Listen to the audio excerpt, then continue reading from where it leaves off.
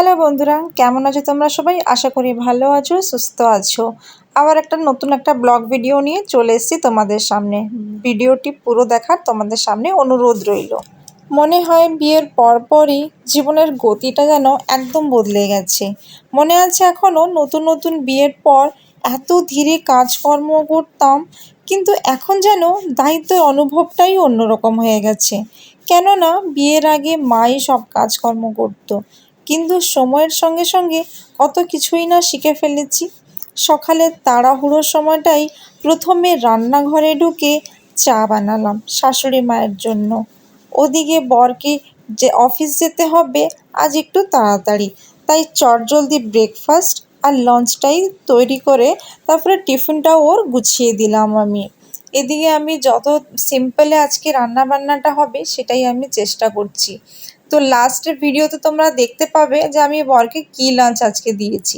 এদিকে টিফিনের জন্য ব্রেকফাস্টের জন্য ওকে আমি দিয়েছিলাম চিড়ের পোলাও, যেটা কি খুব তাড়াতাড়ি হয়ে যায়। আমাদের এখানকার ল্যাঙ্গুয়েজে বলে চিড়ে উপমা। খেতে খুব টেস্টি হয় আর হেলদিও হয়। একটু সামান্য চিনি আর নুন হলুদ ছাড়া কোনো রকমের মশলাপাতি না দিলেও চলে। তো এখানে যত তাড়াতাড়ি হয়েছে আমি আজকে সেই রান্নাটাই করেছি। এদিকে বরের টিফিন রেডি করতে করতে আমি আমার নিজের বাকি কাজগুলো সেরে ফেলেছি। এরপর বরকে টিফিন বানিয়ে খেতে দিয়ে দিয়েছি। বর ওদিকে রেডি হতে চলে গেছে। আর এদিকে আমাদের শন্টি বিউটির সঙ্গে একটু সময় না কাটালেই ভালো লাগে না।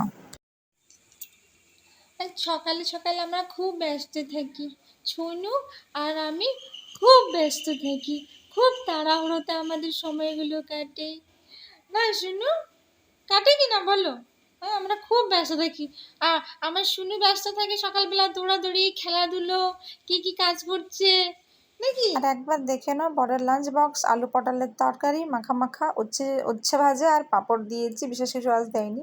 আর শন্টি বিউটির সঙ্গে যে সময়টা আমরা সবাই কাটাই মনে হয় দিনের সবচেয়ে সুন্দর মুহূর্ত। আর বর তো অফিস চলে গেল, এবার নতুন কাজকর্ম নিয়ে যোগ দেবো। দেখা হবে নতুন ব্লগ।